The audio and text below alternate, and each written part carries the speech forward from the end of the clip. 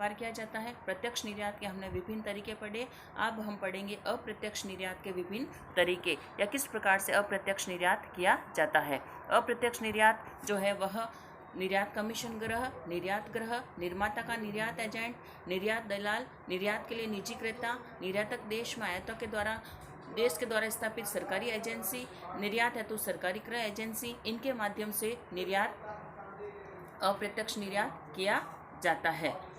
अप्रत्यक्ष निर्यात के अंतर्गत सबसे पहले निर्यात कमीशन ग्रह। निर्यात कमीशन ग्रह निर्यातक देश में विदेशी क्रेता के प्रतिनिधि के रूप में कार्य करते हैं। विदेशी क्रेता है जिसमें वहाँ के रेल, खदान, सरकारी औद्योगिक मध्यस्थों आदि को शामिल किया जाता है।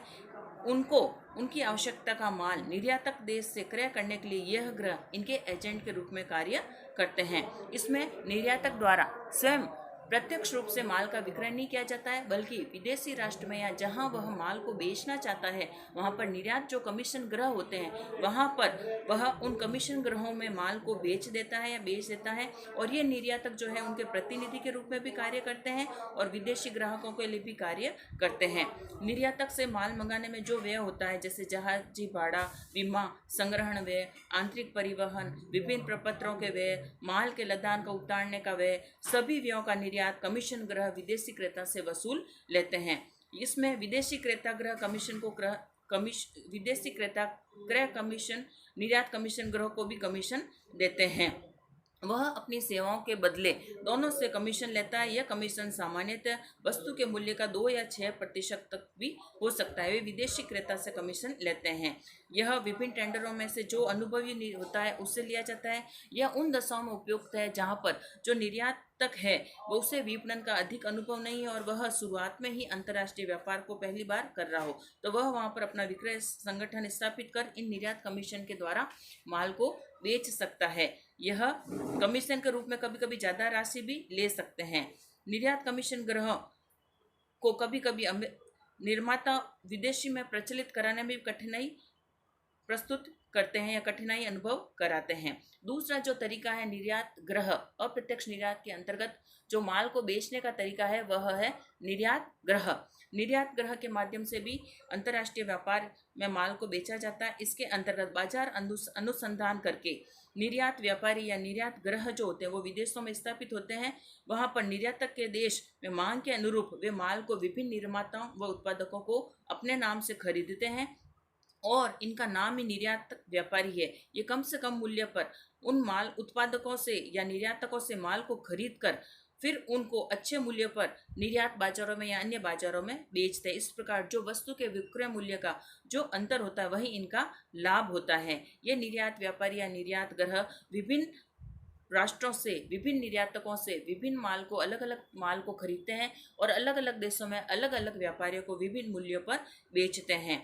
यह विदेशी बाजारों में माल का विक्रय करने के लिए अपना नाम लेते हैं और अपना विज्ञापन करते हैं। इनको आजादी होती है ब्रांड की, ये किसको विक्रय करना चाहते हैं, किन शर्तों पर करना चाहते हैं, इसका निर्धारण वह यह स्वयं करते हैं।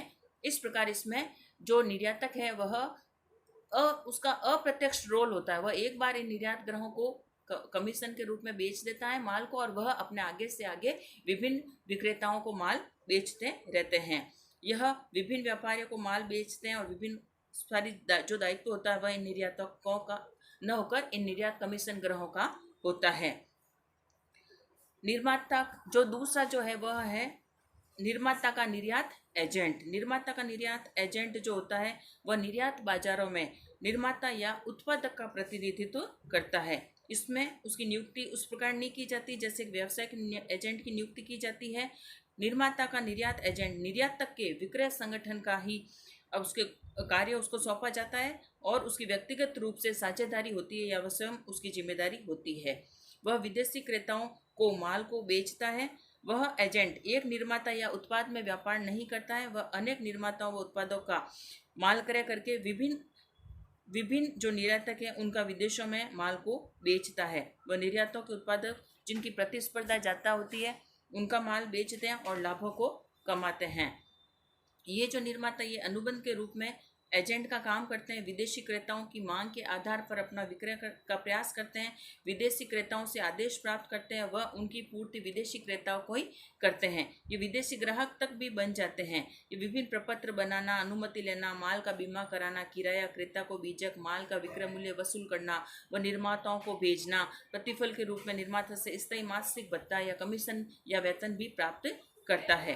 तो निर्यात के निर्यात एजेंट के रूप में भी ये जो निर्यातक है ये अप्रत्यक्ष निर्यात में अपनी महत्वपूर्ण भूमिका निभाते हैं और निर्माता को विदेशी बाजार, विज्ञापन, सेल मैन्यूल, विक्रय प्रशिक्षण आदि के बारे में विभिन्न प्रकार की जो है वह सलाह भी देते हैं, प्रशिक्षण की विधियों के बारे में भी अवगत कराते हैं।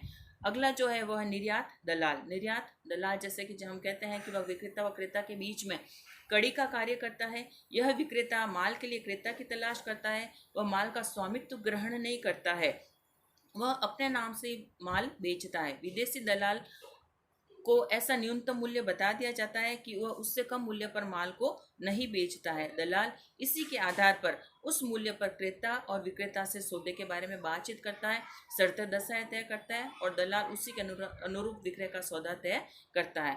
निर्यात विपणन के अंतर्गत एक निर्यातक विदेशी व्यापार में इन दलालों को अपना माल बेच देता है और बाकी की जो जिम्मेदारी होती है वह इन दलालों की होती है। ये दलाल विभिन्न विक्रय माध्यमों द्वारा उपभोक्ताओं को या अन्य विक्रय संस्थाओं को माल को बेचते हैं।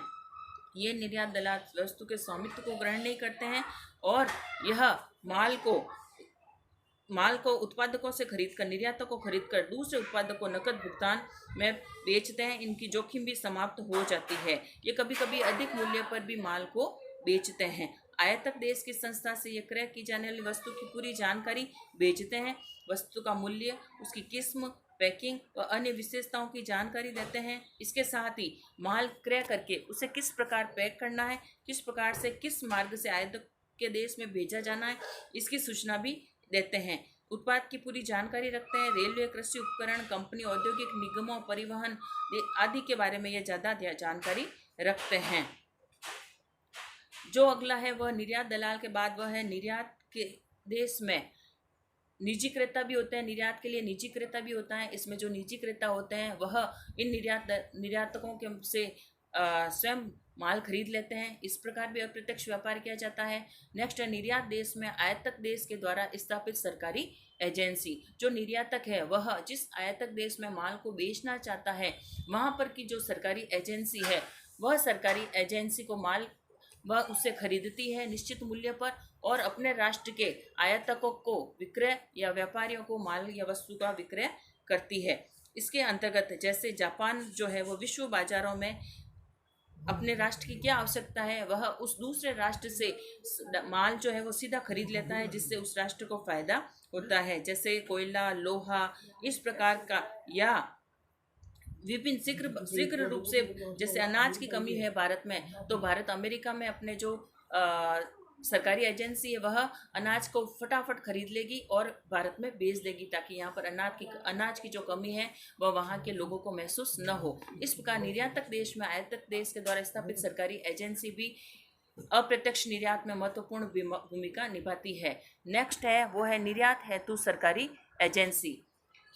निर्यात हेतु सरकारी एजेंसी, इसके अंतर्गत जो निर्यातक है उस राष्ट्र की सरकार जो वहाँ पर ज़्यादा वस्तुओं का उत्पादन हो रहा है वह अपने राष्ट्र के जो व्यापारी है या उत्पादक है उनसे भारी मात्रा में वस्तु क्रय कर लेती है और फिर आयातक राष्ट्र में या जिन राष्ट्रों को उस उत्पाद या वस्तु की आवश्यकता है वहाँ पर वह उचित मूल्य पर उन राष्ट्रों में अपना विक्रय कर लेती है। तो यहाँ पर जो उत्पादक है उनको भी सही सरकारी मूल्य मिल जाता है, उनके ऊपर कोई दबाव नहीं रहता है, उनको उत्तरदायित्व से मुक्त हो जाते हैं और सरकार द्वारा जैसे चीनी या चमड़े का सामान, अफीम, नमक, चाय, कॉफ़ी, चावल, तंबाकू, पटसन आदि के द्वारा यूरोपीय देशों में विक्रय किया जाता है। तो इस प्रकार से यह सरकारी एजेंसियां प्रमाणित उत्पादों को उचित मूल्यों पर एक सरकार द्वारा दूसरी एजेंसियों को बेचकर एजेंसियों में कार्यरत कर्मचारियों को भी प्रेरणा देती है। विदेशी मुद्रा का उपयोग अपने भुगतान असंतुलन को दूर करने या देश के विकास के लिए भी करती है।